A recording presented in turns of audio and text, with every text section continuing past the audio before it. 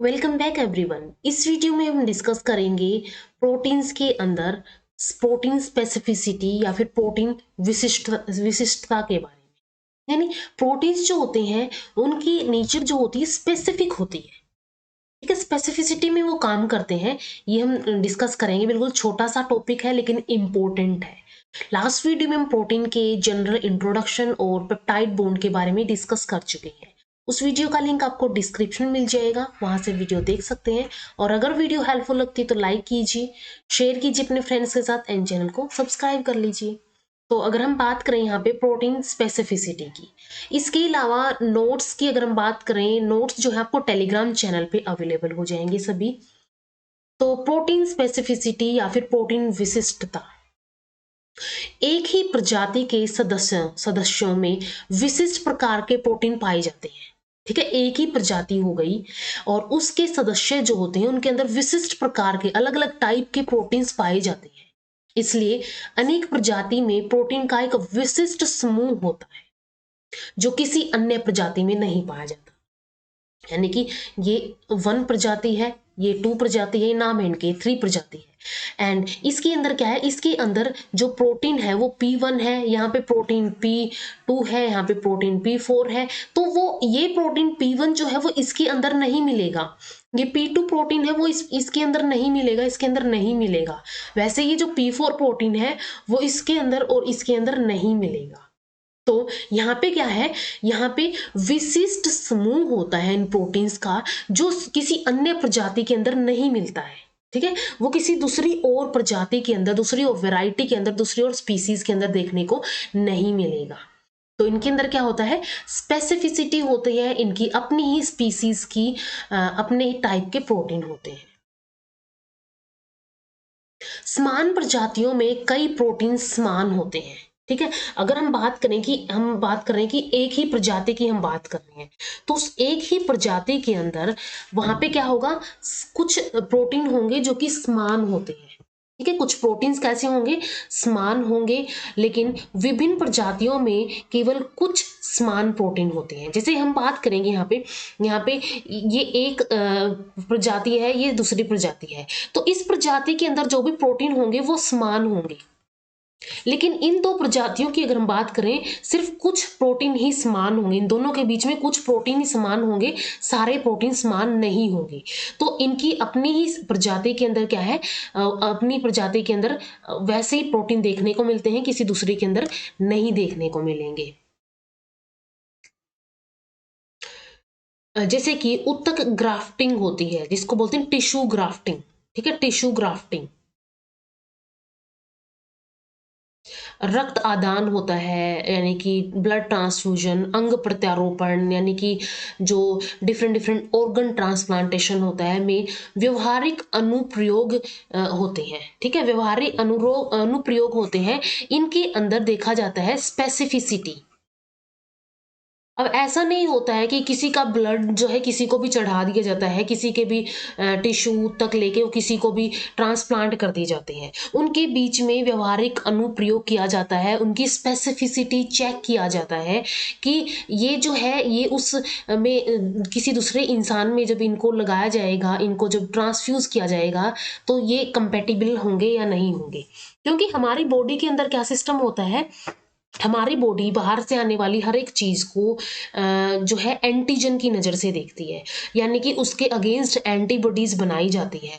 तो अगर इनको बिना चेक किए, बिना इनकी स्पेसिफिसिटी चेक किए, बिना इनकी कंपेटिबिलिटी चेक किए, इनको सिंपली ट्रांसफ्यूज कर दिया, ब्लड ट्रांसफ्यूज कर दिया, तो हमारी बॉडी क्या करेगी, उस बाहर से आने वाले ब्लड को, पूरे पूरे के पूरे ब्लड को क्या कर देगी, उसके अगेंस्ट एंटीबॉडीज बना लेगी, या फिर उस टिश्यू के अगेंस्ट एंटीबॉडीज बना लेगी और उसको क्या कर देगी, डिस्कार्ड कर देगी, इसको डिस्ट्रक्ट कर देगी। यह केवल उसी प्रकार के प्रोटीन वाले जानवरों में सफल होता है, यानी कि जिस टाइप के जो है हम ब्लड ट्रांसफ्यूज कर रहे हैं या फिर टिश्यू ट्रांसफ्यूज कर रहे हैं, अगर उनके बीच में स्पेसिफिसिटी है, ठीक है, लाइक एक स्पीसीज का ये नहीं कि दूसरी स्पीसीज में कर देते हैं, तो वो स्पेसिफिसिटी चेक की जाती है, तभी जाके वो क्या किया जाता है, उनके बीच में उनको प्रत्यारोपण किया जाता है, और ऐसे टाइप में उनका क्या होता है, एक तरह से हम बोल सकते हैं कि सफल प्रत्यारोपण किया जाता है। जैसे कि अब ये जो प्रोटीन स्पेसिफिसिटी होती है, यानी कि प्रोटीन विशिष्टता होती है, ये कुछ नंबर, ये डिपेंड करती है नंबर और अमीनो एसिड का सीक्वेंस कैसा है। ठीक है, ये डिपेंड करती है कि अमीनो एसिड्स का सीक्वेंस कैसा होता है, अमीनो एसिड्स का सीक्वेंस एंड साथ में नंबर, नंबर एंड साथ में टाइप। ठीक है, इनके इन चीजों के ऊपर डिपेंड करती है कि यहाँ पे क्या है, प्रोटीन स्पेसिफिसिटी। एंड ये जो है इंटरलिंक करके, लाइक बहुत सारे अमीनो एसिड्स इंटरलिंक करके क्या बनाते हैं, प्रोटीन्स बनाते हैं, तो ऑटोमेटिकली हम इसको प्रोटीन स्पेसिफिसिटी बोलेंगे। एंड तो हमने जैसे कि अगर हम बात करें कि अमीनो एसिड्स के सीक्वेंस होते हैं, या फिर हम बात करें कि कोडोन्स होते हैं, कोडोन्स क्या होते हैं, एमआरएनए के अंदर कोडोन्स होते हैं, जिनको क्या बोला जाता है, जेनेटिक कोड बोला जाता है, इनको जेनेटिक कोड बोला जाता है। तो ये भी क्या होता है, इनके अंदर भी जो सीक्वेंस होता है कोडोन का डीएनए के अंदर, वो भी कैसा होता है, जैसे वो वो बना होता है, 3 पेयर ऑफ न्यूक्लियोटाइड से बना होता है, तो वो भी क्या होता है, वो भी स्पेसिफिक सीक्वेंस होता है। अगर उस सीक्वेंस के अंदर, जैसे कि सीक्वेंस क्या था यहाँ पे, ए टी ए था, सी जी, जी सी टी ये सीक्वेंस था। तो इनके अंदर अगर जरा सा भी चेंज आता है, लाइक यहाँ पे चेंज आ गया है कि ये डिलीट हो गया, या फिर यहाँ पे कुछ एक एक्स्ट्रा आ गया, तो ये जो ट्रिपलेट था इनका, वो क्या हो जाएगा, यहाँ पे चेंज हो जाएगा। ठीक है, वो चेंज हो जाएगा, ये एक ए फ्री हो जाएगा। एंड अगर हम बात करें कि यहाँ पे, यहाँ से ये ए डिलीट हो गया है, यहाँ से एडिशन हो गया है, अगर हम बात करें यहाँ पे अगर एडिशन हो गया है, तो एडिशन के टाइम पे क्या होगा, लाइक यहाँ पे जो है ए का एडिशन हो गया है, तो अब ट्रिपलेट ये बन जाएगा, ये क्या रह गया, एक्स्ट्रा रह गया है। और अगर हम बात करें यहाँ पे कि ये ए जो है ये यहाँ से डिलीट हो गया है, तो अब क्या होगा, यहाँ पे ये सीक्वेंस था, ठीक है, लाइक अलग बनाते हैं हम, ये सीक्वेंस था ए टी सी सी जी जी, ये सीक्वेंस था, और इससे सी डिलीट हो गया है, सी डिलीट हो गया है, तो अब सीक्वेंस कैसा बनेगा, ये बनेगा, ये 2 बच जाएंगे क्योंकि ये डिलीट हो गए, क्योंकि ये क्या होते हैं, ट्रिपलेट होते हैं, कोडन ट्रिपलेट की फॉर्म में होते हैं, 3 न्यूक्लियोटाइड होते हैं। तो इस अगर थोड़ा सा भी यहाँ पे चेंज आता है, तो उस इंडिविजुअल के अंदर एबनॉर्मलिटी हो जाती है, इवन एक अमीनो एसिड भी चेंज होता है तो उसके अंदर एबनॉर्मलिटी हो जाती है। जैसे कि एग्जांपल की अगर हम बात करें, सिकल सेल अनीमिया के अंदर, ठीक है, सिकल सेल अनीमिया के अंदर क्या होता है, सिकल सेल अनीमिया के अंदर एक अमीनो एसिड का चेंज होता है जिसको ग्लूटामिक एसिड बोलते हैं। वो ग्लूटामिक एसिड वेलिन के थ्रू रिप्लेस कर दिया जाता है, और वहां पे सिकल सेल अनीमिया यानी कि ऐसी टाइप की आरबीसी उनकी हो जाती है, कोज हो जाता है, ठीक है, ऐसे सिकल सेप की आरबीसी हो जाती है। तो अगर हम बात करें कि थोड़ा सा भी चेंज होने के ऊपर इनके अंदर क्या हो जाता है, बिल्कुल एबनॉर्मलिटी आ जाती है, या फिर बहुत सारे अलग अलग टाइप के चेंज हो जाते हैं।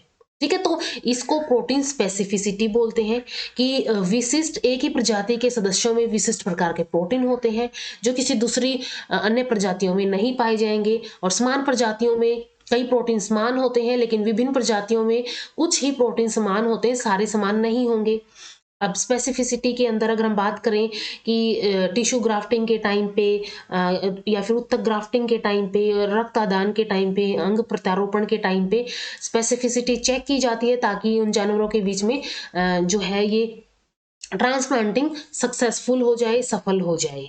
और इसके अलावा अमीनो एसिड्स के सीक्वेंस, नंबर और टाइप के ऊपर यहाँ पे स्पेसिफिसिटी डिपेंड करती है। और अमीनो एसिड्स के सीक्वेंस की अगर हम बात करें कि जैसे कि कुछ सीक्वेंस होते हैं कोडोन्स के एमआरएनए के अंदर, उनको जेनेटिक कोड को बोला जाता है। ये जेनेटिक कोड के अंदर 3 न्यूक्लियोटाइड होते हैं, ठीक है, एंटी न्यूक्लियोटाइड होते हैं, और इनमें से अगर थोड़ा सा भी एक भी अमीनो एसिड या फिर एक भी न्यूक्लियोटाइड चेंज हो जाता है, तो यहाँ पे एबनॉर्मलिटी कोज हो जाती है।